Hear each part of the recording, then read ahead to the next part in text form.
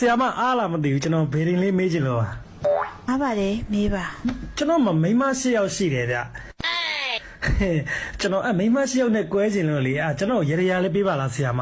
ဟုတ်ကဲ့ စကားမစအဲ့ရှေ့ကဆရာမလို့မချုံတလား ရှင်